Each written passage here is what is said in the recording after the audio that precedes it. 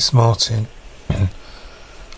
A 10 million lawsuit was done against Jehovah's Witnesses, I think, a long time ago.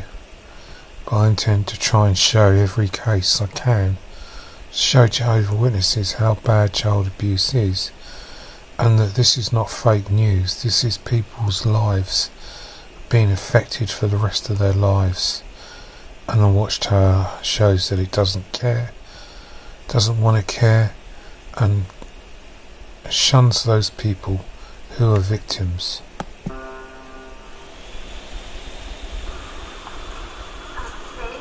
Prince Harry made this a day for people to share a secret.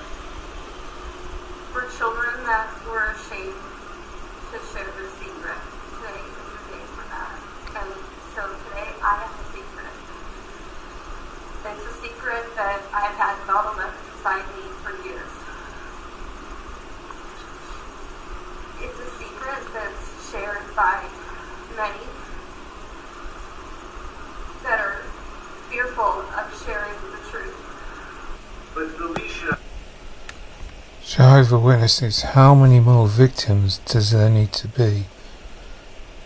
Do you not care about these people? How it affects their lives? Being in a club of an organisation that doesn't care to you hoots. It cares more about the paedophile than it does, and it's sad. And I'm going to keep going on and on and on about it.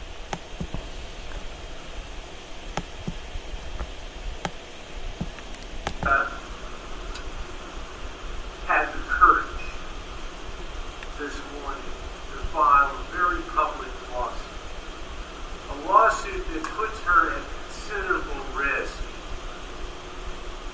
because she still has parents and family who are Jehovah's Witnesses. And for sure, this will create what they call disharmony. And she will, in all likelihood, or could in all likelihood, become shunned by her own family and those that she has grown up with and has known her entire life. But she has done this because it is important. It is important that the public understands that there is a crisis of silence within the Jehovah's Witness organization. A crisis of cover-up of the abuse, the sexual abuse of children that has been going on for decades.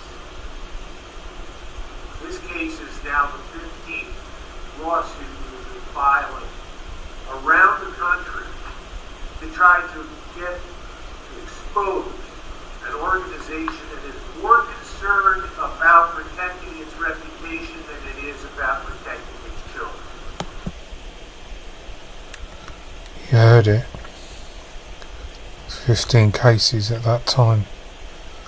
Look at the poor woman whose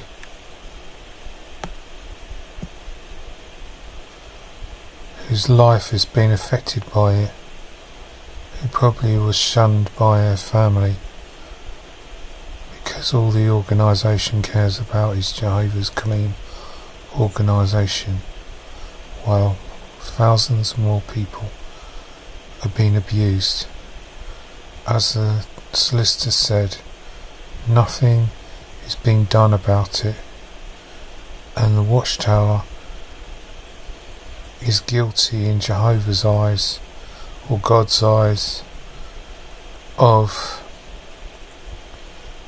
judgment upon them for all the effects of thousands of these poor people that are being abused, and nothing's being done. The watchtower's not listening. The Jehovah's Witnesses are not listening. They think it's Jehovah's clean organisation. That's a joke. Look how this affects people's lives, Jehovah's Witnesses. What you believe is not going to change this situation. You need to open your eyes for a minute to see that this woman is not an apostate. She's been sexually abused by someone in the watchtower. Most probably there wasn't a witness because of the 2-witness rule. She obviously didn't want to tell her family. The elders probably told her to be quiet. How much more longer does this have to go on? Jehovah's Witnesses, I'm saying this in a loving way.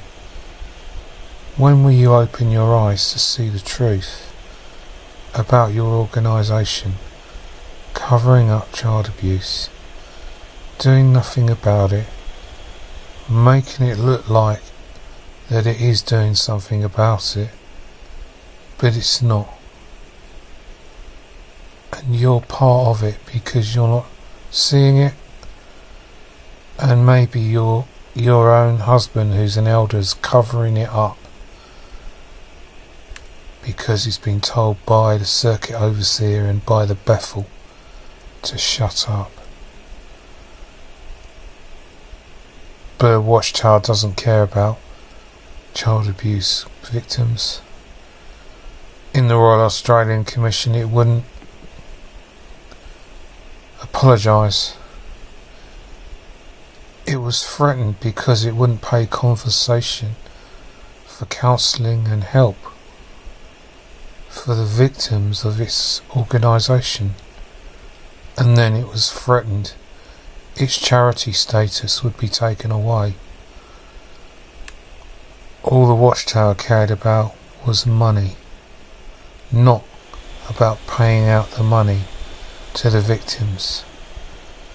And when the Australian Royal Commission came out and the cases were live on film, on YouTube, everywhere, many people left in disgust of this organisation.